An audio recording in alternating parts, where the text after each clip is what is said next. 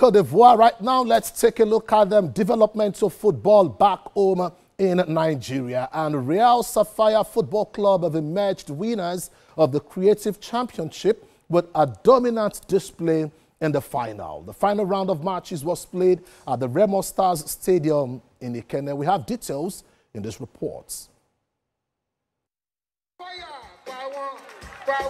For the first time since inception of the Creative Championship, a new champion has emerged as Real Sapphire Football Club wins the 2024-2025 season. The final match day of the highly competitive season saw Real Sapphire halt the dominance of defending champions Beyond Limits Football Academy, who have won all 4 previous seasons of the privately run football league. It has not been easy. The pressure from beginning of the TVC league, we lost so many points. Winning 1 point with Beyond Limits is not easy, and then we playing also is not an easy game. Technical Director Daniel Dako says Real Sapphire's title success was due to hard work and dedication of the players. We tried to do our best. Some of the last 4 games we did very well. The players was like a little bit tired, malaria, injury, but in the end we arrived to do one great game. That was our final and we win it 4-1. While acknowledging the impact of the Creative Championship, head coach of Beyond Limits Football Academy, Olumide Ajibolade, says the essence of the league was fully displayed with the competitiveness and outcome of the just concluded season. There are no disappointments.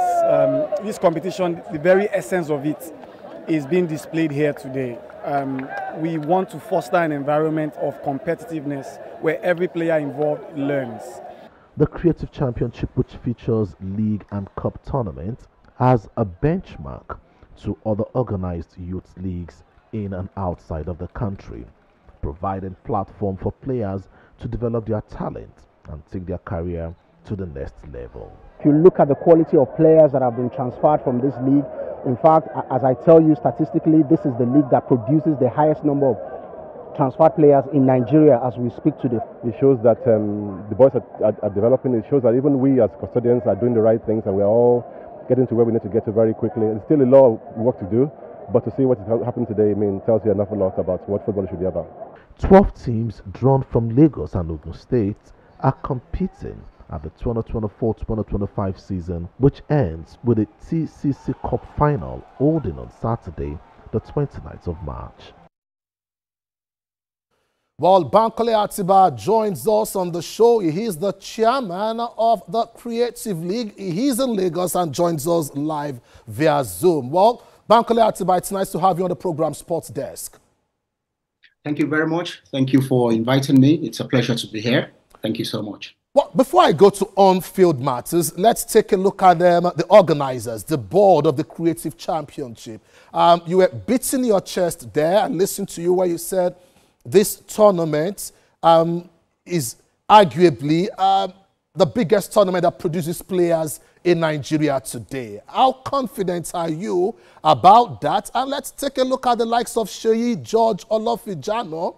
You know, how they make the Creative Championship tick. Today, George Olofijano works with Chelsea as the African talent head of operations. What does this mean to the Creative Championship organizers?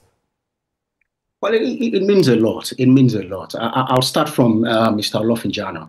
To have someone of that pedigree who's played for Nigeria for over 10 years, who's played in the English Premier League, who's worked as a sporting director, he's worked as a technical director, he's worked as a loans manager.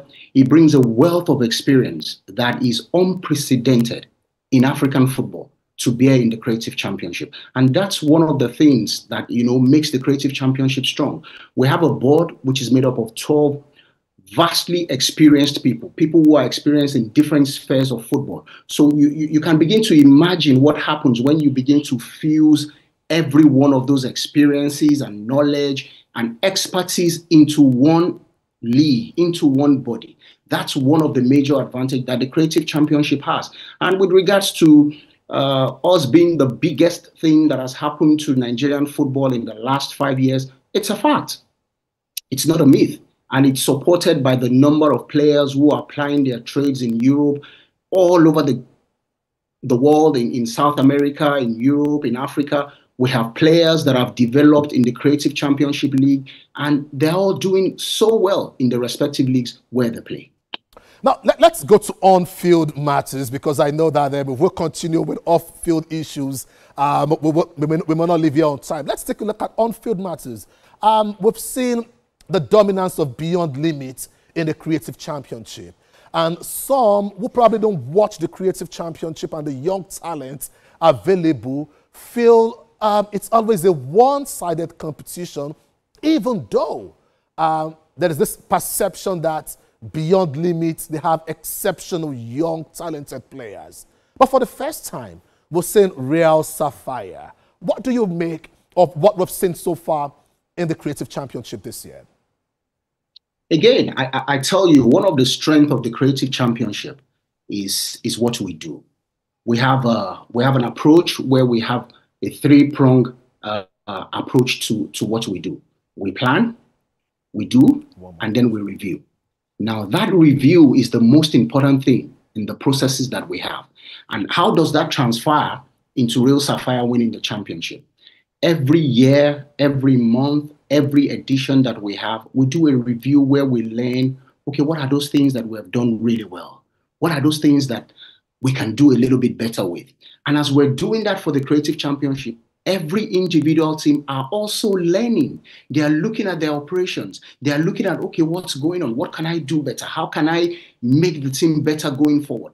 And I want to believe, well, Real Sapphire has done that exceptionally well this season. If you check the records, they're the team that has conceded the least number of goals. And this is what Beyond Limits used to do, and that hands them the championship.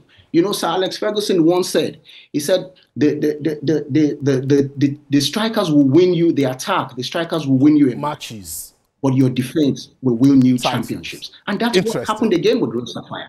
That's what's happened with Real Sapphire. They've done their race, they've done their homework, and they've come really, really strong. Finally, it is not over at this point in time as far as the season is concerned. The 29th of March, all road leads to the Remo Stars Stadium in Ikenne, Ogun State. Tell us what to expect. What's on display? Well, it's the Dipodino International Stadium in Ijebu. Okay, Dipodino Stadium. You know, again, that's one of the beauties of what we do. That we take the championship to everywhere so that every team has a taste of what it means to be in the Creative Championship. It's going to be a feast of total football. It's going to be a feast of fantastic football. We have two past winners. Beyond Limits Football Academy are the defending champions again, and Dino Football Club are also playing in their second final of the Creative Championship final. And so it's going to be really, really epic. If you are roundabout anywhere in Ogun State, please find your way into the Dipodino International Stadium. Everyone is invited. Come and see what the Feast of Football is all about. And we wish you all the best as far as the Creative Championship is concerned. Bankole Atiba, many thanks for talking to us on the program Sports Desk. Thank you very much. Thank you. Well, still talking sport at this point in time, let's take a look at the Niger Delta Games. Special advisor on communications to the organizers of the maiden Niger Delta Sports Festival, Aisha Falode, is satisfied